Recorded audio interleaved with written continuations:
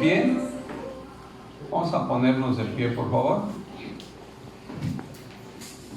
Y vamos a abrir nuestra Biblia en Isaías capítulo 40, verso 29. Isaías 40, verso 29, por favor, hasta 31. Él da esfuerzo al cansado y multiplica las fuerzas al que no tiene ninguna. Los muchachos se fatigan y se cansan, los jóvenes flaquean y caen. Todos, pero los que esperan a Jehová tendrán nuevas fuerzas, levantarán alas como las águilas, correrán y no se cansarán, caminarán y no se fatigarán. Padre, en el nombre del Señor Jesucristo, te damos gracias, Dios, por esta palabra.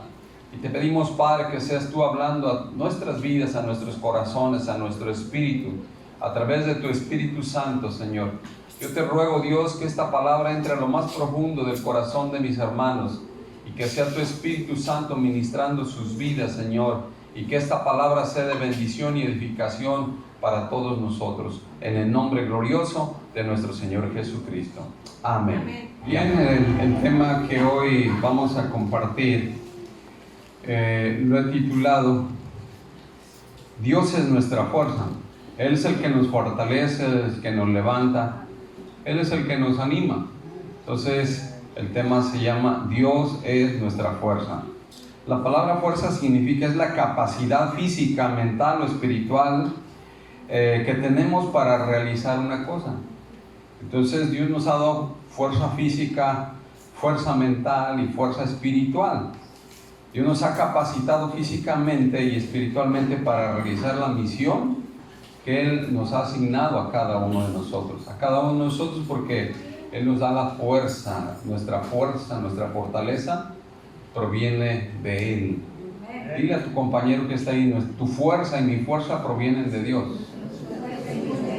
Entonces, es de Dios. Bien, vamos a analizar el versículo inicial de Isaías 40, verso 29-31. Vamos a leer el verso 29. Dice la palabra de Dios, Él da esfuerzo al cansado y multiplica las fuerzas al que no tiene ninguna. Dice que Él da fuerza al cansado y además que multiplica las fuerzas al que no tiene ninguna. Nuestra fuerza, nuestra fortaleza proviene de Dios. Es el que multiplica nuestras fuerzas cuando nos sentimos cansados, nos sentimos agotados, nos sentimos deprimidos, desilusionados, cuando enfrentamos un problema serio o un reto, una dificultad. Recordemos que Dios es nuestra fuerza. Cuando tú estés enfrentando algún problema, alguna necesidad, alguna enfermedad, alguna situación muy difícil, recuerda, no te dejes vencer por el enemigo. Recuerda que Dios es nuestra fuerza y a Él debemos de acudir, a Él debemos de clamar, y Él ha prometido que va a renovar nuestras fuerzas. ¿Quién le dio fuerza y valor a David para enfrentar al gigante Goliat? Dios. Dios fue el que le dio la fuerza y el valor para enfrentarlo. Sabemos que todo el ejército de Israel estaba formado para la batalla y el ejército filisteo también estaba formado para la batalla, estaban frente a frente. Pero Isaí, el padre de David, ya un hombre mayor, manda a David, el más pequeño, a que le llevara alimento a sus hermanos. Entonces, al llevar alimento a sus hermanos, él los busca, pero en ese momento que él llega ahí a donde está el ejército, a punto de enfrentarse, escucha que el gigante está desafiando al ejército de Israel y gritándoles, ¿verdad?, que si tienen un hombre que se enfrente con él y lo vence, todo el ejército, todo el pueblo filisteo sería su siervo. Pero si el gigante vencía al hombre o al soldado que mandara al ejército de Israel, entonces todo el pueblo de Israel se convertiría en sus siervos, en sus esclavos de los filisteos. Y entonces así está gritando varias veces, y David anda buscando a sus hermanos y vuelve a escuchar ese grito del gigante y pregunta, bueno, ¿qué le van a dar al que se enfrente a ese gigante? Dice la escritura que cuando oían gritar al gigante todos se atemorizaban, aún el rey. Fíjense cómo sería ese hombre y cómo era el temor que había en estos hombres. Pero Dios tenía un propósito en la vida de David. ¿Cuál era el propósito que Dios tenía en la vida de David? ¿Perdón? Hacerlo rey, llevarlo al rey de Israel, a ser el rey de Israel, al trono de Israel. Pero Dios estaba preparando su camino. ¿Por qué? Porque él era una persona desconocida, era un pastor de ovejas, nadie lo conocía. Entonces Dios tenía que preparar su camino para proyectarlo y pudiera ser aceptado. Entonces, cuando él oye la tercera vez lo que está gritando el gigante filisteo, y entonces va con el rey y le dice que le permita pelear con él. Y el rey dice, no, pero tú eres un muchacho, él es un guerrero desde su juventud. Además él viene con su armadura, viene con su jabalina, su lanza y trae su escudero, y tú estás muy joven. Entonces él recordemos que le dice, mi rey, yo he peleado con el león, he peleado con el oso. Cuando el animal llegaba y quería comerse una de las ovejas de mi padre, yo llegaba y le arrebataba, le abría el hocico y lo mataba. Entonces el rey finalmente se convence, claro, Dios interviene y lo convence para dejarlo ir. Entonces cuando él va bajando al valle donde se encontraba ya también bajando el gigante lo menosprecia y le empieza a decir groserías. Dice, ¿acaso crees que soy un perro para que vengas con palos? ¿Y por qué mandan a este chiquillo contra mí? Pero entonces le dice, yo vengo en el nombre del Dios de los ejércitos. Y hoy te cortaré la cabeza y daré tu cuerpo a las aves. Él ya estaba declarando el nombre de Dios. Él estaba declarando que iba en el nombre del Dios de los ejércitos. Y dice la escritura que él agarró 5 piedras, agarró su honda y empezó él a mover su honda, y la primera piedra se la pega en la frente. Y el gigante Goliat, aquel a que todo el ejército de Israel temía, cae de frente, postrado. Y dice la escritura que corre y con la misma espada de Goliat le corta la cabeza. Y entonces cuando ven que David le corta la cabeza, todo el ejército filisteo sigue el ejército de Israel sigue al ejército filisteo. Y hacen matazón y huyen algunos, pero vencieron. Y de ahí entonces cuando entra a la ciudad de Israel, todo el pueblo empieza a gritar que David mató a 10,000 y Saúl a 1,000. Y eso le da coraje, le da envidia al rey.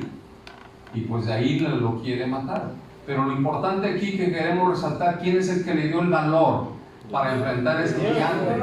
A quien todo el ejército le tenía temor, Dios. ¿Quién es el que le dio la fuerza para la piedra fuera clavada? Dios. Dios es nuestra fuerza.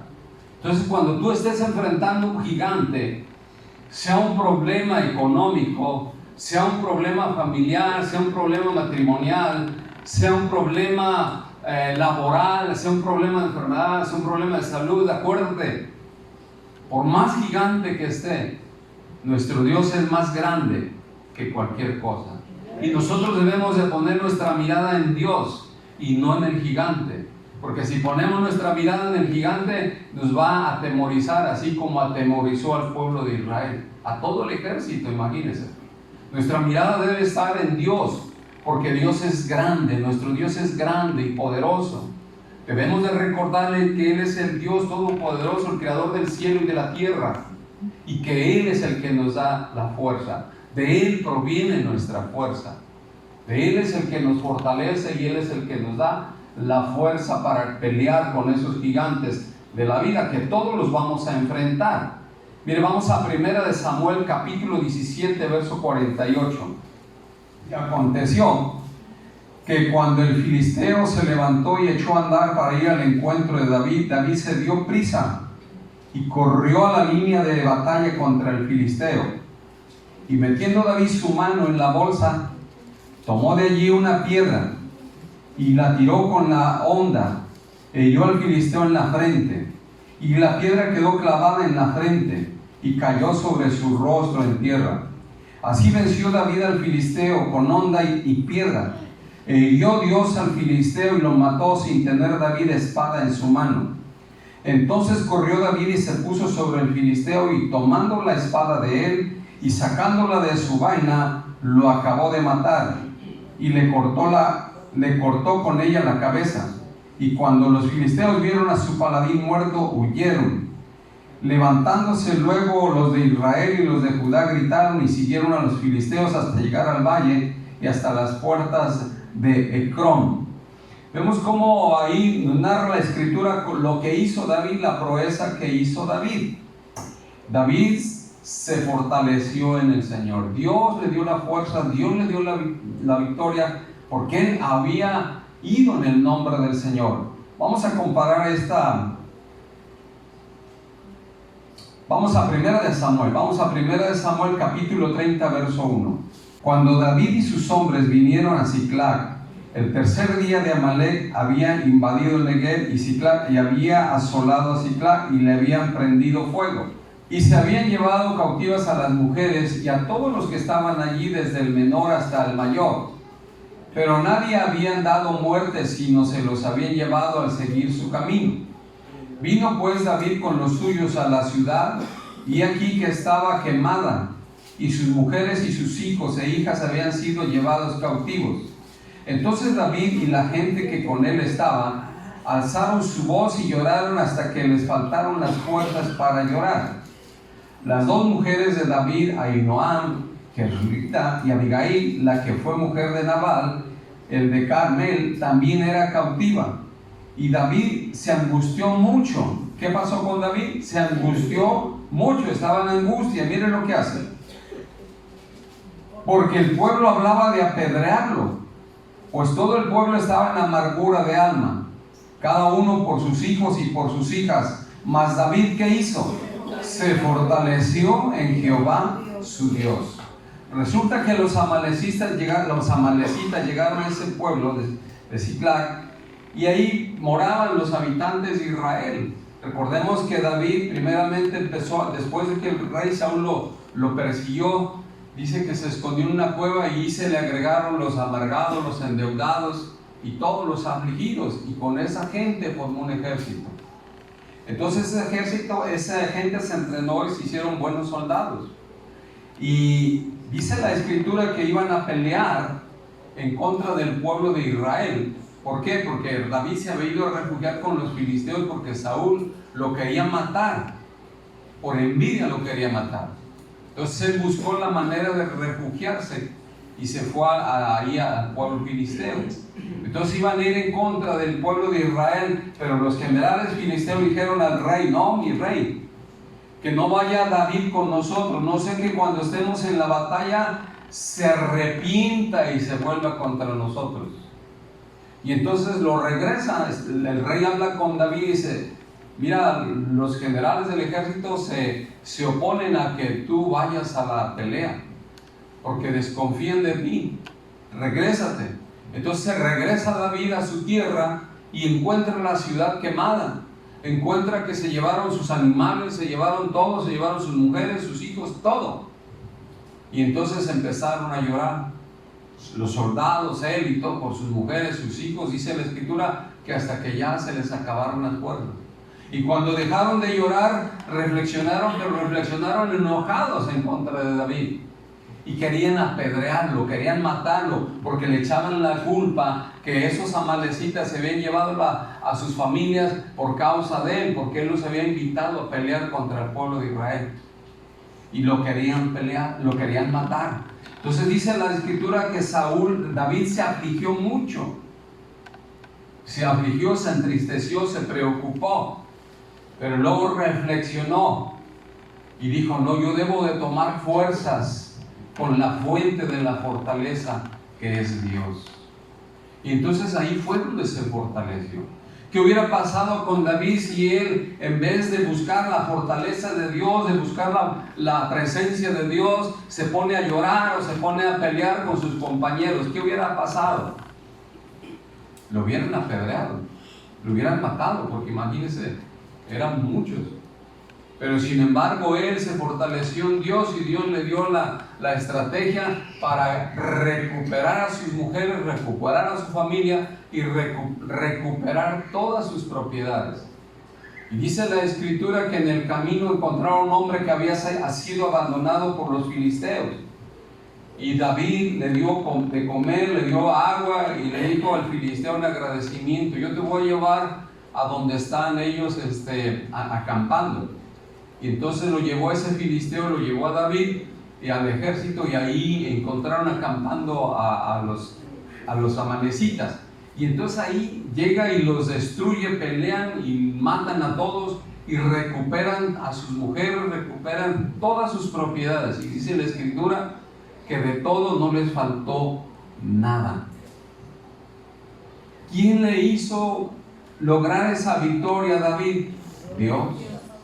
¿Quién le regresó la fortaleza cuando estaba deprimido, cuando estaba preocupado, cuando estaba afligido, cuando no hallaba la puerta, cuando no hallaba la salida y el ejército, sus compañeros lo querían apedrear, lo querían matar? Dios. De igual manera, esto nos da a entender cuando nosotros estemos preocupados, cuando nosotros estemos en una situación difícil, atravesando una situación difícil, nuestra fortaleza, nuestro recurso, nuestro escudo es Dios. A donde debemos de acudir es Dios. A Dios, no a otras personas, sino a Dios. A Él es al que debemos de acudir, porque Él es nuestra fuerza, Él es nuestra fortaleza. De ahí viene nuestra fuerza. Digo conmigo: Dios es mi fortaleza. Dios es mi fuerza. Él es nuestra fuerza, Él es nuestra fortaleza. Y a Él debemos de acudir en las situaciones más difíciles, más complicadas. En vez de acudir a los brujos y que te lean el café y todas esas cosas, debes de acudir con Dios. Con Dios. Vamos a ver, regresar a Isaías 40, versos 30 y 31, por favor. Dice: los muchachos se fatigan y se cansan, los jóvenes flaquean y caen, pero los que esperan a Jehová tendrán nuevas fuerzas. Levantarán alas como las águilas, correrán y no se cansarán, caminarán y no se fatigarán. Vamos a comparar estos versículos con la del lenguaje actual, por favor. Desde el verso 29, Iván. Dice el verso 29: Dios les da nuevas fuerzas a los débiles y cansados. Cuando tú te sientas débil, cuando tú te sientas cansado, ya sabes a quién debes de acudir: a Dios. Cuando tú te sientas afligido, debes de recordar que debes de acudir a Dios. Verso 30 dice: los jóvenes se cansan, por más fuertes que sean. Los jóvenes se cansan. Por eso dice la palabra: joven, acuérdate de tu Creador en los días de tu juventud. Por eso es importante las reuniones de jóvenes, porque se tratan temas especiales para jóvenes. Y estamos pensando la forma de hablar con Kevin y Moy para discipulados, sea que lo suspendamos un sábado al mes o por lo menos cada 2 meses, para tener reuniones más seguido con los jóvenes, porque es importante ministrar a los jóvenes. Creen que porque están jóvenes, porque tienen toda la fuerza, y muchas veces creen que ellos pueden todo, pero no es así. Todos necesitamos de Dios. Dilo conmigo: todos necesitamos de Dios. No hay quien no necesite de Dios. Todos necesitamos de Dios. Los jóvenes se cansan, por más fuertes que sean. Verso 31: pero los que confían en Dios siempre tendrán nuevas fuerzas. Podrán volar como las águilas, podrán caminar sin cansarse y correr sin fatigarse. Eso es lo que hace Dios: nos fortalece, nos da fuerza física, nos da fuerza emocional, nos da fuerza espiritual para tener el carácter y enfrentarnos a esos gigantes. En otras palabras, a esos problemas, a esas dificultades, porque Él es el que nos fortalece, Él es el que nos da fuerza. Bien, nos vamos a concretar en el verso 30 y 31. Los muchachos se fatigan y se cansan, los jóvenes flaquean y caen, pero los que esperan a Jehová tendrán nuevas fuerzas. Levantarán alas como las águilas, correrán y no se cansarán, caminarán y no se fatigarán. Los que esperamos en Dios recibiremos nuevas fuerzas. Es una promesa de parte de Dios. Es una promesa de parte de Dios. Vamos a Jeremías 17, versos 7 y 8. Jeremías 17, versos 7 y 8. Bendito el varón que confía en Jehová y cuya confianza es ¿quién? Jehová. Fíjate lo que dice aquí, por favor. Pon atención lo que dice ahí. Bendito el varón que confía en Jehová y cuya confianza es Jehová. Bendito el varón que confía en Dios y cuya confianza es Dios. Ve lo importante que es confiar en Dios. Y luego dice el verso 8: porque será como el árbol plantado junto a las aguas, que junto a la corriente echará sus raíces, y no verá cuando viene el calor, sino que su hoja estará verde, y en el año de sequía no se fatigará, ni dejará de dar fruto. Vamos a compararlo con el lenguaje actual, por favor. Pero benditos sean aquellos que solo confían en mí, está hablando el Señor. Pero benditos sean aquellos que solo confían en mí. ¿Tú solamente confías en Dios? ¿O sigues confiando en la tradición? ¿Sigues confiando en las imágenes que adorabas antes?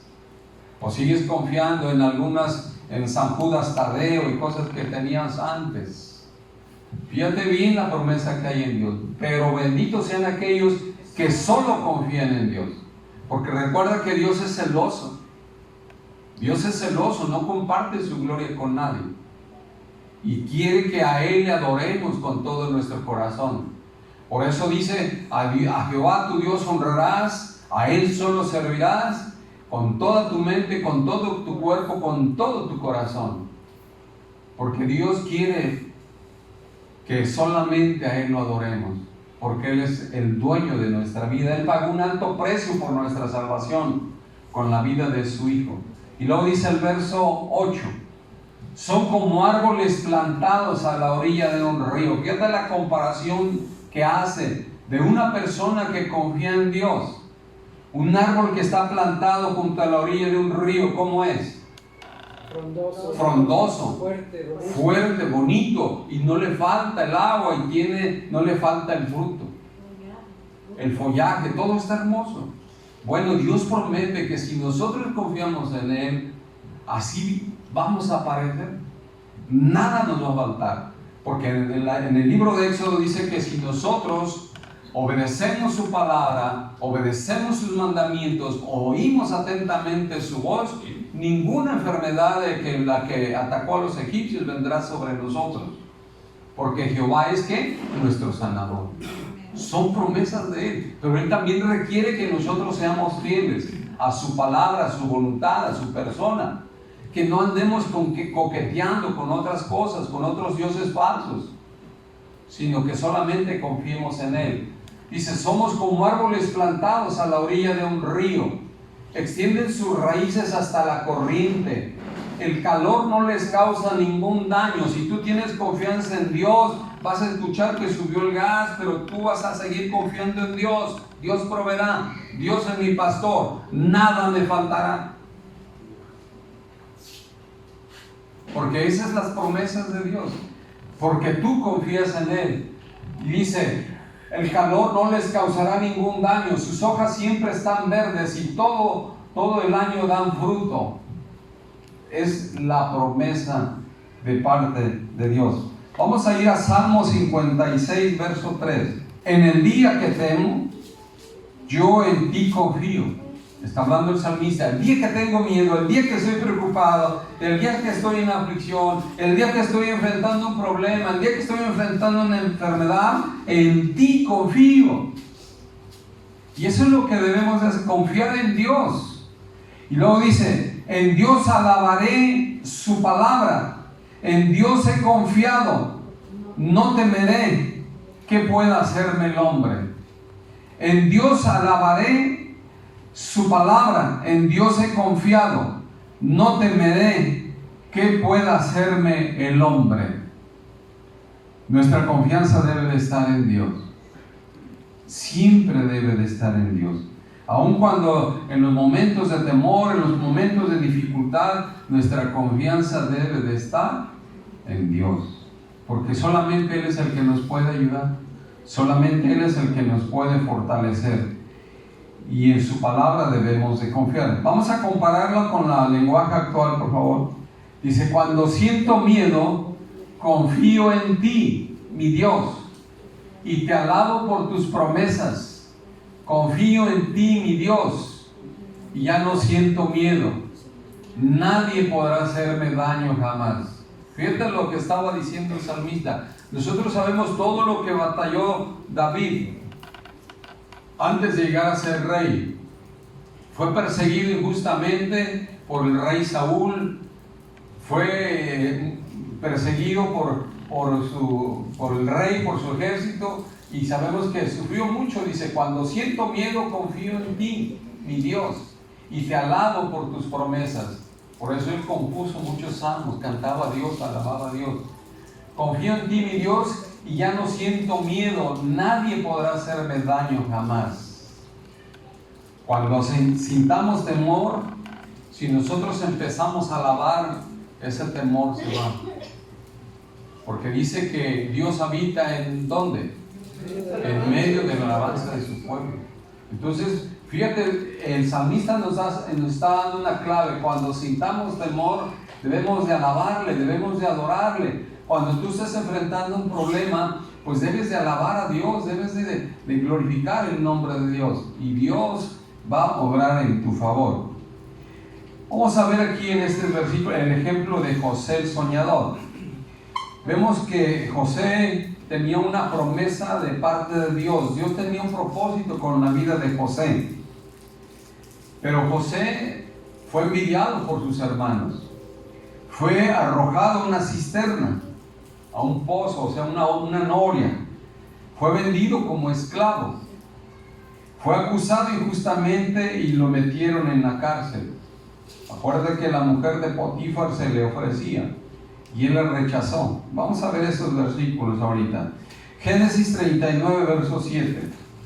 Aconteció después de esto que la mujer de su amo, estamos hablando de Potifar, el hombre que había comprado a José como esclavo, puso sus ojos en José y dijo, duerme conmigo. Eso es lo que le proponía a esta mujer. El verso 8. Y él no quiso. Y fíjate lo que le dice a la mujer. Y él no quiso. Y dijo a la mujer, y le dijo a la mujer de su amo, he aquí que mi señor no se preocupa conmigo de lo que hay en casa, y ha puesto en mi mano todo lo que tiene. No hay otro mayor que yo en esta casa, y ninguna cosa me ha reservado sino a ti, por cuando tú eres su mujer. ¿Cómo pues haría yo este grande mal? ¿Y qué cosa? Pecaría contra Dios. Fíjate, él se mantuvo fiel, a pesar de que estaba joven, y a pesar de que había sido llevado a una ciudad lejana, y a pesar de que esta mujer se le ofrecía y le decía, le pedía que durmiera con ella, él pudo haber pensado, ¿verdad? Dice, bueno, pues si ella quiere, además es una mujer rica, yo puedo mejorar, pero no. Él se mantuvo fiel a Dios. Y él sabía que el hombre le había confiado todos sus bienes y le había dado toda su confianza. Únicamente su esposa le había dicho que la respetara. Entonces él le dijo que su amo le tenía confianza en todo, que nada había que no le confiara, solamente había reservado a ella por ser su mujer. Y si él hacía lo que ella le pedía, sabía que iba a cometer un gran daño contra su amo, pero sobre todo iba a pecar contra Dios. José, lo que quiero que reflexionemos, que José pasó muchas aflicciones. Fíjate, fue envidiado por sus hermanos, fue arrojado a la cisterna. Uno de ellos trató de evitar que lo mataran porque querían matarlo. Entonces dijo, ¿por qué no lo vendemos como esclavo y ganamos un dinerito? Entonces estuvieron de acuerdo y lo vendieron como esclavo. Se lo llevaron como esclavo y el general de la guardia lo compró. Lo llevó a trabajar a su casa y le dijo, todo lo que tengo lo pongo en tus manos. Solo respeta a mi esposa. Y cuando la mujer se le ofrece, vemos la actitud de José. Vemos la fidelidad de José para con Dios y para con su patrón. Entonces esto nos da a entender que si nosotros somos fieles con la persona que nos emplea, con la persona que trabajamos, Dios nos va a premiar. Y si somos fieles con Dios, pues con mayor razón. Dios nos va a premiar, Dios nos va a honrar, porque Dios honra la fidelidad. Dios honra la fidelidad. Dilo conmigo, Dios honra la fidelidad. Dios honra la fidelidad a tu familia. Dios honra la fidelidad a tu cónyuge, en tu matrimonio. Dios honra la fidelidad en tu trabajo. Dios honra la fidelidad a Dios. Dios honra eso, porque a Dios le agrada que nosotros seamos fieles, porque Él es fiel. Vamos a compararlo con el lenguaje actual, por favor.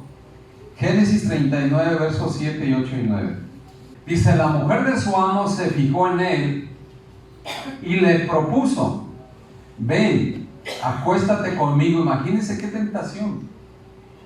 Un joven de 17, 19 años que tenía José, cuando fue llevado cautivo. Vemos una tentación para él, pero sin embargo, él tuvo el carácter de resistir esa tentación, de resistir esa proposición, porque tenía temor de Dios y confiaba en Dios. Verso 39. En vez de aceptar, José le contestó, mi amo confía en mí y por eso ha dejado todo a mi cargo, estando yo al frente de todas sus riquezas. Él no tiene nada de qué preocuparse, o sea, toda la confianza se la depositó a él. Qué bonito sería que tú estuvieras en un trabajo y que dijeras, no, esta persona es cristiana, yo puedo confiar plenamente en él o en ella. Pero qué triste cuando escuchamos testimonios que a veces las personas cristianas son corridas de su trabajo por su mal comportamiento o porque toman cosas ajenas. Verso 39. No me ha prohibido nada y en esta casa nadie tiene más autoridad que yo, pero usted es su esposa. Tener relaciones sexuales con usted sería pecar contra Dios. Él tenía bien claro ese mandamiento, no fornicarás. Y él tenía bien claro que tenía que honrar a su esposo. Y Dios lo honraría. Vemos cómo fue acusado injustamente y fue llevado a la cárcel. Pero Dios estaba forjando su carácter. Dios lo estaba preparando. Así como preparó a David, estaba preparando a José para cuando llegara a ser el segundo del emperador, que al llegar a ser el gobernador de Egipto, tuviera ese carácter benigno, que no se exaltara, que no se jactara y que siempre recordara que él había llegado a ese lugar por Dios. De igual manera, cuando tú tomes un puesto de autoridad, cuando tú te mejores en tu trabajo, no pienses que solamente por tus habilidades, por ¿quién te dio las habilidades?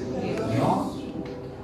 Sino por la voluntad y por la gracia de Dios tú tienes ese trabajo. Por la misericordia y la voluntad de Dios tú tienes ese trabajo. Por la misericordia y la voluntad de Dios yo tengo ese trabajo. Porque Dios trata de proveernos para que nosotros no pasemos necesidad, sino por el contrario, seamos canales de bendición para otros.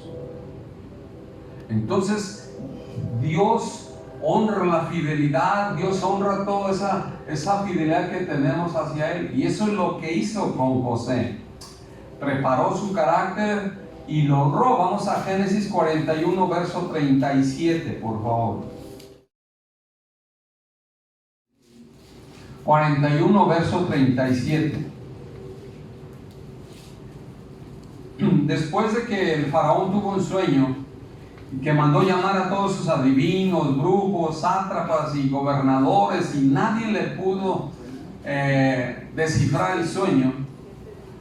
El copero del rey se acordó de que cuando él estuvo en la cárcel, José le interpretó el sueño que tuvo y salió cierto, el sueño del panadero y el sueño del copero.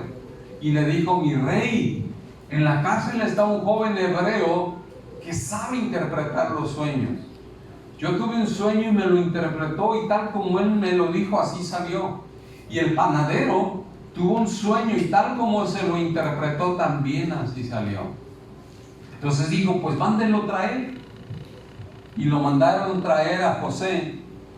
Y entonces le dijo: así que tú eres el que interpreta y sabe interpretar sus sueños. Le dijo: no, el que sabe interpretarlos es Dios, pero Él tendrá misericordia y se lo hará saber a través de mí, porque Él tenía ese don. Él sabía, pero Él sabía de quién era ese don y de quién recibía la revelación, de Dios. Entonces Él nunca se exaltó, sino siempre glorificaba el nombre de Dios. Entonces ya cuando le interpreta el sueño y le dice que las 7 vacas gordas eran 7 años de abundancia, y que las 7 vacas flacas eran 7 años de hambre y escasez. Y entonces el faraón veía en el sueño cómo las vacas flacas se tragaban las vacas gordas. ¿Por qué? Porque le estaba dando a entender que si no ahorraba para esos tiempos de escasez, de sequía, iban a padecer hambre. Y esto también nos da una enseñanza a nosotros, que cuando tengamos abundancia no despilfarremos el dinero. Me ha ido bien, vamos a gastarnos el dinero. Cuando tengamos abundancia podemos disfrutar, para eso nos lo da Dios. Pero seamos precavidos, seamos previsores y ahorremos una parte para una necesidad. Esa es la enseñanza que nos da. Que no te gastes todo lo que ganas. Ahorra una parte de lo que ganas para que tengas un ahorro para alguna necesidad. Porque hay tiempos buenos y hay tiempos malos. Hay tiempos de abundancia y hay tiempos de escasez. Hay tiempos de lluvia y hay tiempos de sequía. Hay tiempos de frío y hay tiempos de calor. Entonces la enseñanza que nos da ahí es de que debemos ser precavidos. No malgastar toda la bendición de Dios que Dios te da. ¿Para qué? Para que tengas una necesidad. ¿Cuántos de ustedes ahorran de lo que ganan? Levante su mano. ¿Poquitos de vida? Tenemos que ser precavidos. Recuerden que incluso la misma Escritura nos revela de un siervo de Dios, un siervo de Dios, un profeta. Murió y dejó endeudada a su esposa. Y los acreedores vinieron con su esposa a reclamar el pago. Y como no tenía dinero, se querían llevar a sus hijos como esclavos. Pero Dios, teniendo misericordia de esa mujer, envió al profeta Elías. ¿Verdad? Y entonces él le dijo que pues Eliseo, ¿sí? que consiguiera vasijas, y le preguntó que qué tenía en su casa. Y le dijo: pues nada más aceite. Pensamos comer esta torta y dejarnos morir porque no tenemos nada. Los acreedores vinieron para llevarse a mis hijos como esclavos porque no tenemos con qué pagar la deuda.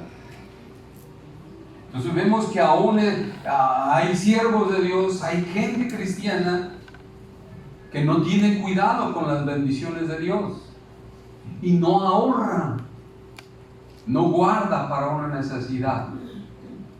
Y puede venir esa necesidad, y qué triste es dejar a la viuda endeudada con el dolor, el problema, y luego todavía la deuda. Por eso Dios nos enseña a través de estos ejemplos. Tenemos que ahorrar una parte de lo que ganamos, siempre ahorrar para cualquier necesidad, para cualquier imprevisto. Entonces vemos aquí que en el verso 38 Y dijo Faraón a sus siervos: ¿acaso hallaremos a otro hombre como este en quien esté el Espíritu de Dios? El Faraón reconoció que Dios estaba con José. Y dijo Faraón a José: pues que Dios te ha hecho saber todo esto, no hay entendido ni sabio como tú. Tú estarás sobre mi casa, y por tu palabra se gobernará todo mi pueblo. Solamente en el trono seré yo mayor que tú. Dijo además Faraón a José: he aquí yo te he puesto sobre toda la tierra de Egipto. Entonces Faraón quitó su anillo de su mano y lo puso en la mano de José, y lo hizo vestir de ropas de lino finísimo, y puso un collar de oro en su cuello, y lo hizo subir en su segundo carro, y pregonaron delante de él: doblar la rodilla, y lo puso sobre toda la tierra de Egipto. Vemos todo lo que sufrió José. Vemos todo cómo fue afligido José, desde la envidia de sus hermanos, desde que quisieron matarlo sus hermanos, lo arrojaron a la cisterna sus hermanos, lo vendieron como esclavo, fue acusado injustamente por la mujer de su patrón y lo encarcelaron injustamente, hasta que Dios vio que había sido probado aún en el caso de la mujer de Potifar. Pero él se mantuvo fiel y dijo: no, porque es un gran pecado contra Dios. Qué triste, ¿verdad? Que a veces encontramos matrimonios que no les interesa el pacto que hicieron y se rompe ese pacto por un momento de placer. Y vienen muchas consecuencias, vienen muchas maldiciones a los hogares. ¿Por qué? Por esa razón. Es otra enseñanza que nos da ahí la vida de José, que debemos de mantenernos fieles ante cualquier tentación. El diablo siempre va a procurar hacernos tropezar. El diablo siempre va a procurar hacernos caer. Y nos va a disfrazar el pecado como algo hermoso, como algo sabroso. Pero al final son cosas que nos llevan a la muerte. Por eso tenemos que aprender de estas enseñanzas. Este joven tuvo el carácter y la firmeza de negarse la petición que le hacía esta mujer, y eso honró a Dios, y todavía lo declaró. Dijo: eso sería un gran pecado contra Dios. Nosotros, ahora que conocemos de la palabra, debemos de entender y grabarnos que el deshonrar el pacto matrimonial es un gran pecado contra Dios. Debemos de honrar nuestro matrimonio, debemos de honrar a nuestro cónyuge, porque eso trae maldiciones a la vida de la persona. Tenemos el caso de David. Ya cuando era rey, él descuidó esa relación con Dios y salió a la azotea de su palacio y vio a una mujer bañándose, y dice la escritura que esa mujer era hermosa, y él la codició en su corazón, la mandó llamar, durmió con ella, la mujer quedó embarazada y no hallaba cómo cubrir su pecado. Finalmente mandó matar a su esposo en la guerra. Pero Dios hizo justicia y le mandó un profeta y le dijo que el hijo que llevaba en el vientre esa mujer iba a morir, y que por causa de ese pecado la espada no se iba a apartar de su casa. Y efectivamente dice la Biblia que David ayunó, oró, lloró, se postró durante 7 días esperando que Dios tuviera misericordia del niño y no muriera. Pero Dios es justo, y ya había dicho, y el niño murió. Y después, ¿qué pasó? Una de sus hijas fue violada por uno de sus propios hijos, y después un hijo mató a otro hijo, o medio hermano, y luego después otro hijo quiso destituirlo del trono. Él tuvo que huir para no enfrentarse a su hijo, porque él sabía que era un experto en la guerra, y pues lógicamente iba a morir su hijo.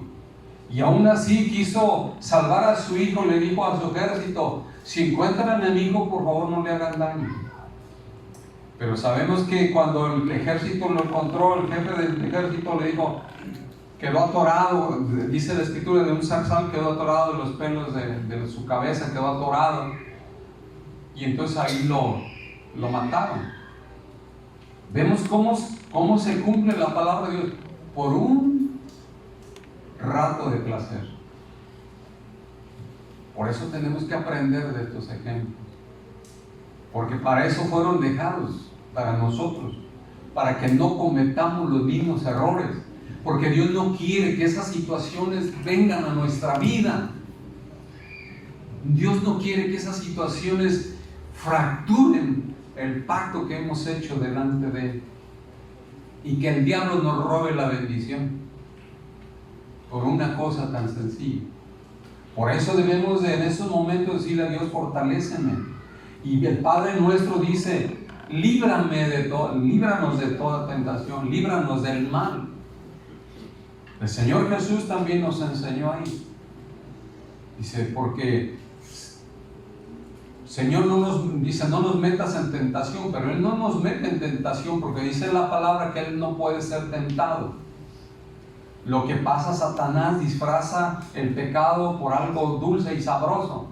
Y lo que nosotros debemos de pedirle a Dios, que nos libre de la tentación, que nos guarde de la tentación, que nos guarde de caer en pecado, que nos guarde de caer, de tropezar, porque después las consecuencias son graves.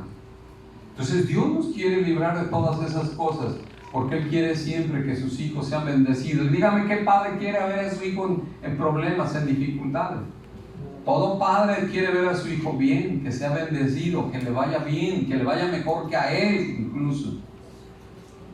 Ahora Dios, que es un padre por excelencia, por eso dice Él: si ustedes, siendo malos, saben dar cosas buenas a sus hijos, cuanto más el Padre Celestial les negará el Espíritu Santo a los que se lo piden. Él es Padre por excelencia, pero tenemos que honrarlo con nuestra vida, con nuestros actos. Tú puedes pensar: yo estoy lejos de mi casa, nadie me ve, nadie sabe, nada, pero todo se sabe. Dice: lo que se hace en oculto se publicará en público. Y tenemos que ser temerosos de Dios. Y estas enseñanzas nos sirven a nosotros. Vamos en el verso 43. Y lo hizo subir en su segundo carro, y pregonaron delante de él: doblar la rodilla, y lo puso sobre toda la tierra de Egipto. Vemos cómo fue honrado José por Dios. ¿Por qué? Por su fidelidad, porque él mantuvo la confianza en Dios. Así es de que este pasaje nos hace esas preguntas. ¿Estás pasando por alguna situación difícil? ¿Estás luchando contra algún tipo de adicción?